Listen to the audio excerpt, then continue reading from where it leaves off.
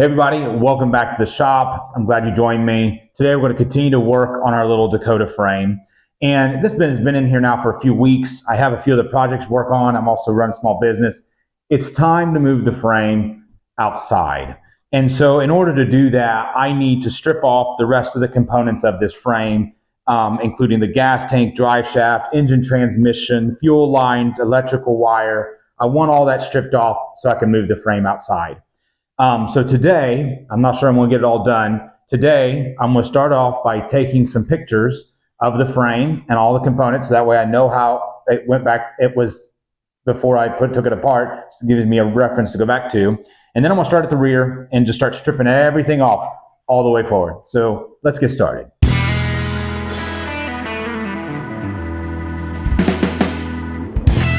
All right, the first place I'm going to start is removing what's left of this rusty bumper.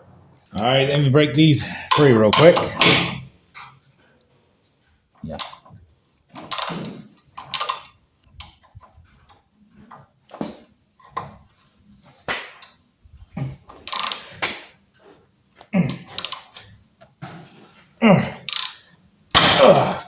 Perfect. This one's not, but it might. For what it's worth, when I rebuild these things, most oftentimes I will just use all new hardware. I don't trust a lot of these bolts. I carry a stock of hardware in my shop, and I will be most likely just reusing it or replacing it. All righty. Easy peasy.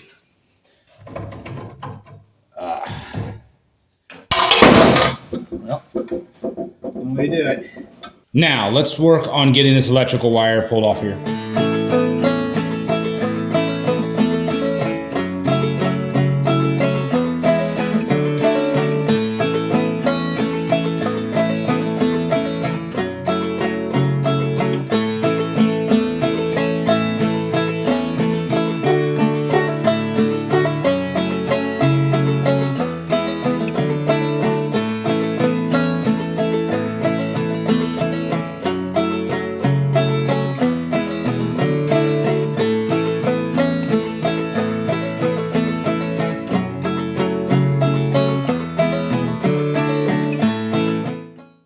Now that we're at the tank, this was stuck behind some of the other things, but you want to pull this out. Looks like we're attached here.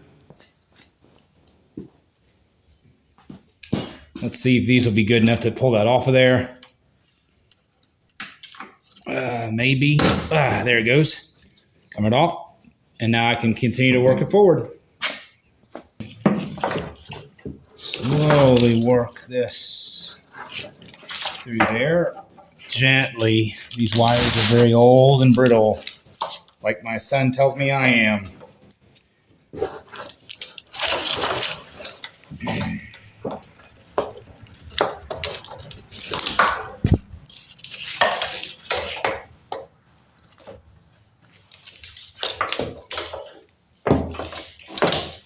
All right, so finishing up, taking off the wiring, I am going to remove all of these, but not yet. I'm going to go ahead and just pull the wires through. And then I'm going to work them all the way up to the front and put them on top of the engine for now. And that way the electrical back is all completely removed.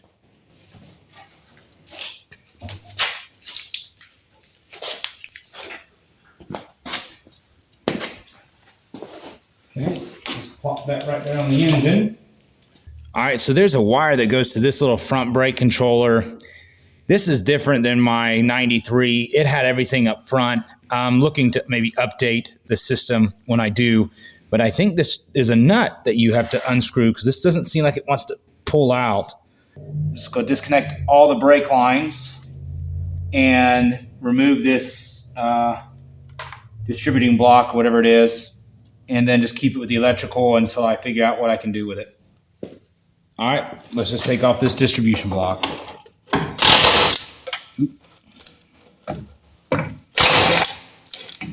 Okay. And this will stay with the wiring harness for now until I figure out how to get that off of there without destroying it. So now it's time to remove the tank.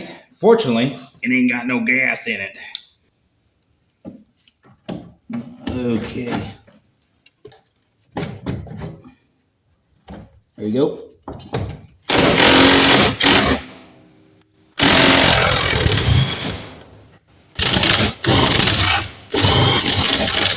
Okay, looks like that came out of the top. All right, well, I want to take the gas tank off with my impact wrench because that'll make it a lot faster. When you buy something that's someone else's project, I don't know if you can see it here, but they used looks like a machine screw instead of the bolt that's supposed to go there. I just hope they didn't ruin the threads. I guess it really doesn't matter because I'm probably not going to use this rear end anyway. Look, it's not even all the way in. Oh my word. I didn't realize the death trap I had tried to drive. These things are not even close. Like the other one, it's like an eighth inch out. It wasn't even fully tightened. What in the world? Oh well, I guess. I'm just glad I'm still here to talk about it. There it goes. Just the right tool makes a big difference.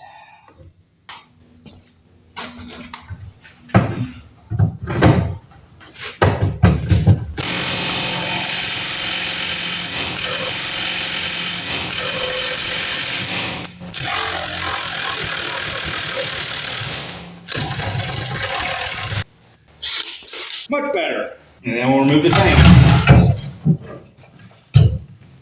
Okay, so I'm going to continue working on this today. And I think the place I'm going to start is on the electrical. Most of the electrical wires and plugs have been disconnected from the frame and the body of the truck.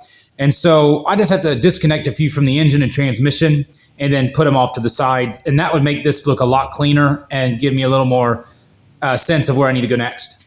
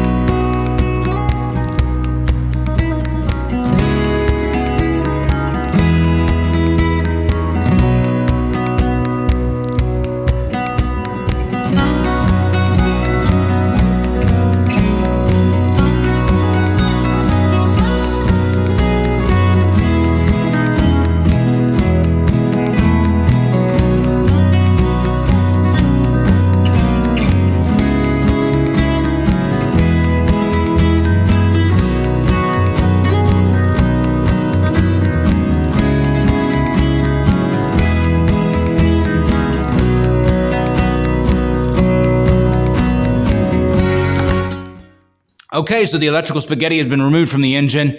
The wires you see on it now are just kind of isolated to the engine, but all the wiring harness has been disconnected. You've got little sensor wires and plug wires, stuff like that, but that's all that's left.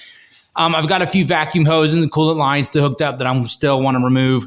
And in fact, I thought what I would do is actually dissect the engine while it's sitting on the frame, at least the top end of it. And that way, when I remove the engine, I'm just removing the block, the block, not including the head and stuff. So I'm going to start disconnecting and taking items off the engine and get ready for the removing of the head and then preparing to remove the block and transmission from the frame.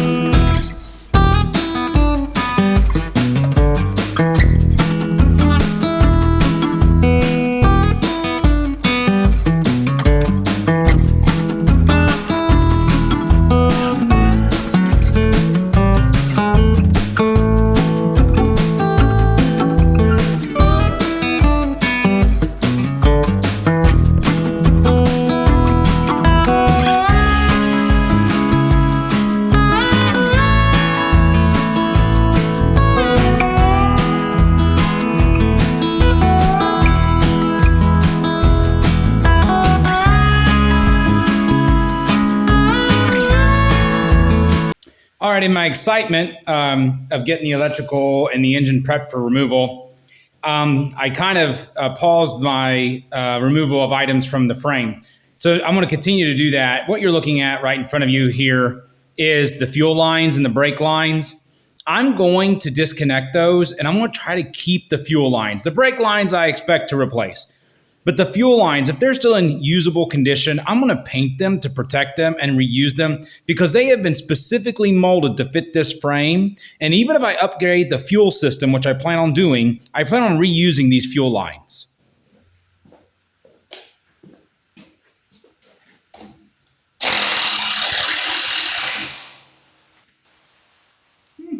New extension. Tell me, Mr. Bernadette, is this long enough? Yes, it is. Okay, bring those down.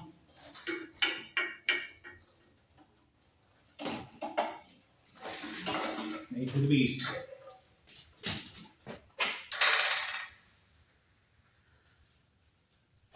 And though I don't plan on keeping the brake lines, I do plan on keeping these little tabs. Next, I'm going to take off my exhaust off the engine. Assuming these get so hot, they're probably rusted solid, so we'll just see if we can bust them loose real quick. Oh, wow, actually, the whole thing's spinning.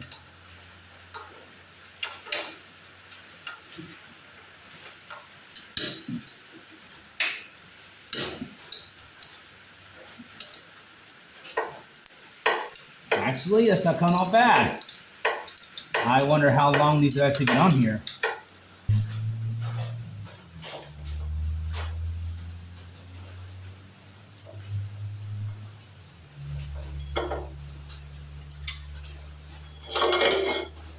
Your job's going to be folded back here. I'm going to get up here. We should be completely disconnected. All right, can you lift it? We're in the air. Okay. Okay. Let's see, let's go move through your axle. Okay, yep. Go ahead. This. Go around the tire. Yeah, nice and slow. Yep. All right, we're out. Go ahead and take it all out. Move it around. All right, so as I remove the intake and exhaust manifolds, I'm going to try to leave the throttle body connected and all that, so that way when I address this, I can address this as a unit. Throttle body, intake manifold, and everything else, all as one unit, and then only disconnect what's necessary, like the heat transfer tube here, the vacuum tube, get that disconnected, and then just slowly remove that intake manifold, exhaust manifold from this side, and try to keep as much together as possible and figure it out on the bench. I think it's breaking. You do. Yeah.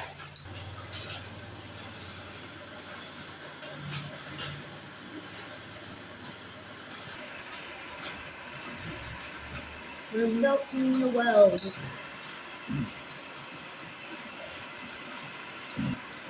It's definitely moving in here. I don't know if it's because it's broken or loose.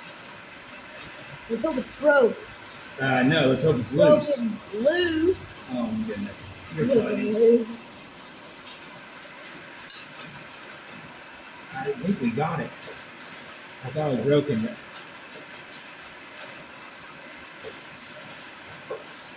I think we got it. If we did, man, we saved ourselves hours and hours of work. That's great. I don't know if it's 10 millimeter or 3/8.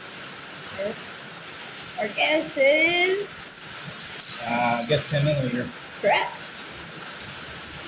I guess we can get those out of the pan by hand now. Oh yeah, these are so far coming out really easy. Uh-huh.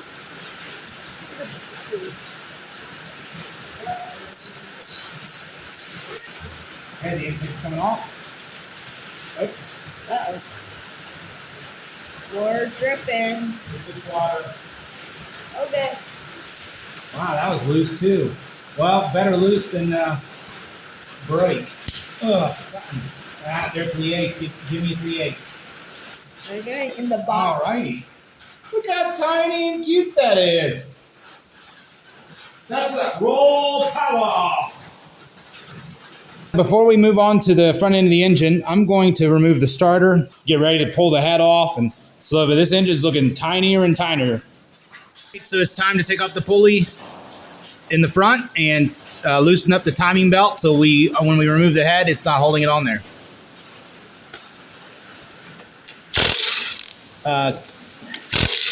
Hold on. Your arm's not blocking the way. Oh, I'm blocking it. Excuse me. I just don't even think twice. Yeah. All right, one last one. All righty, that should pop right off there. All right, let's get this stuff off here. Okay. And it's 10 millimeter. It is. Of course, it's 10 millimeter. All right, one more here. All right, there's that.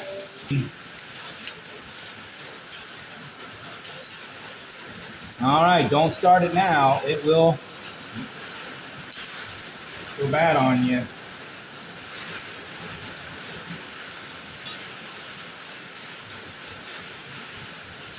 Almost. Loosen up it up a little more.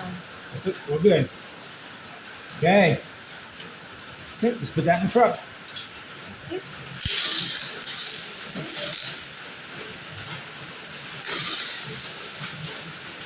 All right, time to look underneath this valve cover. Hey, it's got a throttle. Awesome. Okay, that goes in the truck upside down like that. And this little cover comes off. That looks a lot like.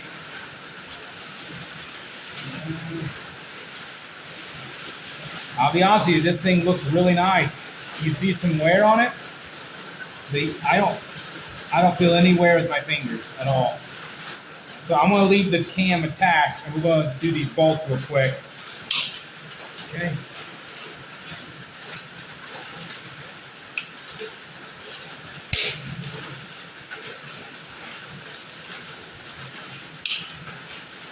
All right, let's tap on this head, see if we can get it come off.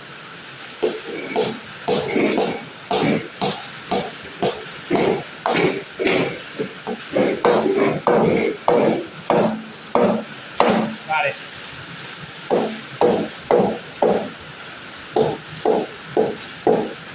Oh, you're a big fella. Okay.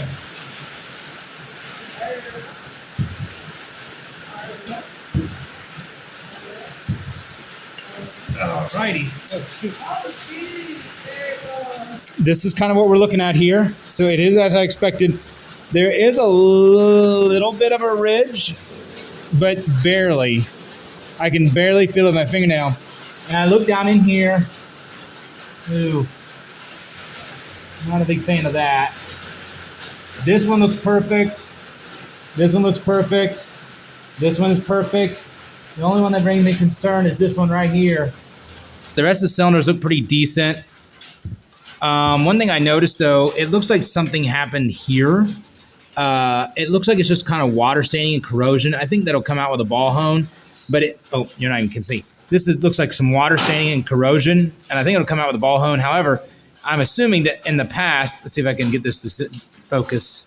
Yeah. In the past, I'm assuming a head gasket leak happened through here and came over. Look at these passages of being clogged over. Not real happy with that, but I'm glad we got it off. Like I said, and then I'm going to show you something. I'm going to show you this piston. All the pistons look good except for, well, let me get around again.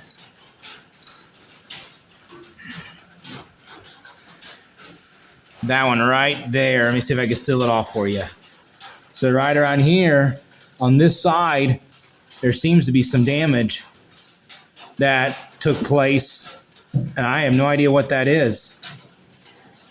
So I'm going to have to pull this piston and see if the piston is damaged at all or this is. Let's go look at the head and look at cylinder number 3. Looking at cylinder number 3 here, I do see some witness marks. Man, I wish my camera would focus. All right, come on, dude. There. You do see some witness marks here. It doesn't look like it damaged the head at all. Just caused some witness marks. I don't see any damage across the head. I don't think I have anything to worry about, but I may end up putting new pistons in, but we'll have to wait and see. So, but the rest of the cylinders look really nice. In fact, look how clean these are. I'm assuming that head job cannot be but a couple years old, maybe. But all these look pretty good. And if you look at cylinder number 3, it's actually wet. Wait, now that I look at it, if it's wet, and the cylinder was wet, I wiped down the cylinder when I was working on it. I wiped down the cylinder. I wonder if we had a head gasket leak. You think, for you engine experts, tell me, is this a head gasket leak right here? Is that the sign of it? Because, I mean, there's signs of other ones right here, but that obviously wasn't a leak yet. Right here, no, that I can tell. But yeah, that cylinder, if you look at the rest of them, they're pretty dry, except for that one. That's interesting. Let's go look at the head gasket.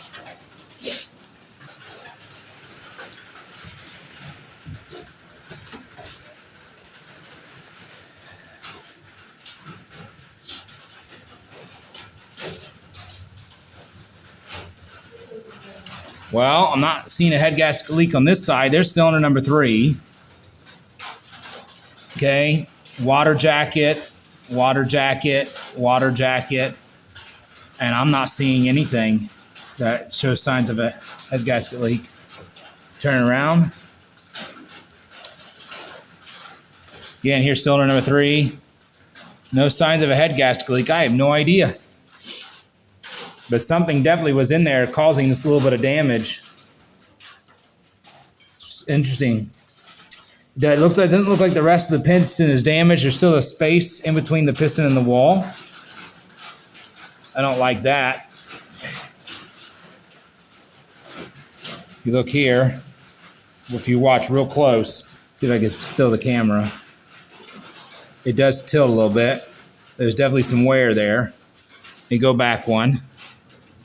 Yeah, this one tilts back and forth.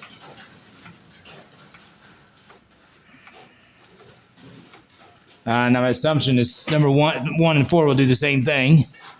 All right, got 1 and 4 up here now. Yep. 1 and 4, 1 does it, and 4 does it. Awesome. Okay, well that gives me a lot of good information, and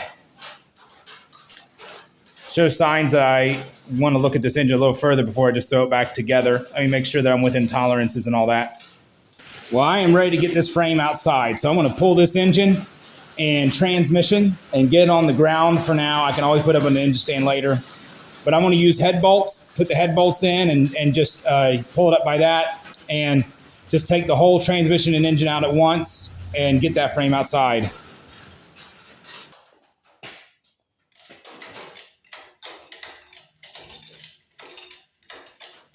Okay.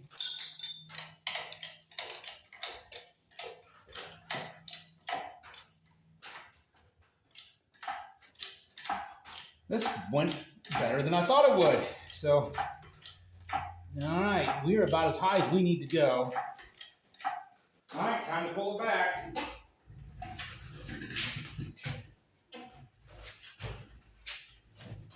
All right, all clear.